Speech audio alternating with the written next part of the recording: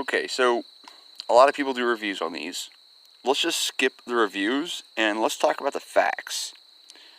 A lot of you have a problem with the slide. When you move it forward slowly with your hand, it wants to stop and have a hiccup until you smash the pistol into your hand on the rack, tap, and slide, whatever.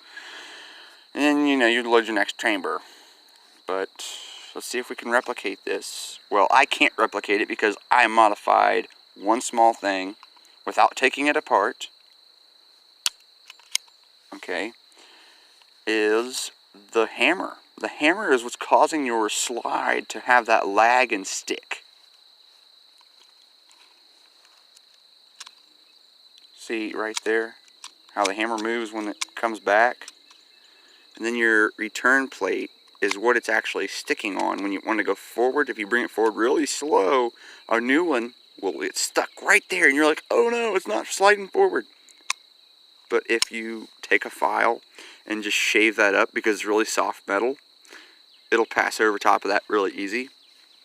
If it's secondhand, go ahead and spend the money, and it's like $5 and you get a recoil spring and a new firing pin. If you get it secondhand, I recommend that because a lot of folks dry fire. This is not a pistol you can dry fire.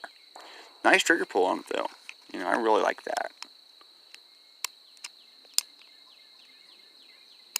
And as long as you don't smash the firing pin when it's dry, you won't bend it because, again, it's a plate. It's not a pin. It's not a cylindrical object. It's a plate, so it's acceptable to that.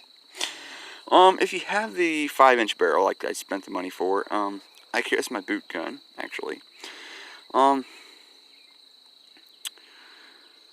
only thing I found different is you're going to have a little barrel wobble. I mean, it's not a big deal at 10 yards, but anything beyond that, you're not going to have any accuracy. I mean, you'll still hit the chest in the 9 range or the 8 range. You can still hit a person, but as far as pinpoint accuracy, that goes away at 5 and 10 yards. And everybody knows about the stupid safeties and how they work. I hate that safety, so I super glued it up. The sights, yeah, they do work. I found that out. You just screw around with it a little bit. You can't really break it. A lot of people freak out like, oh, it's so cheap. Yes, it's a cheap budget pistol, okay? It's going to have its hiccups and flaws. You got to learn to love it. I love how the grip is wide enough for larger hands. Very nice trigger pull. That's half cock. It's because it's not like smashing the hell out of the firing pin. But overall, I mean, it's a good little pistol. I trust my life with it. Only thing is you have to switch out your ammunition regularly. Don't be afraid to go outside and just dump a mag and put a new one in there if you're going to carry it.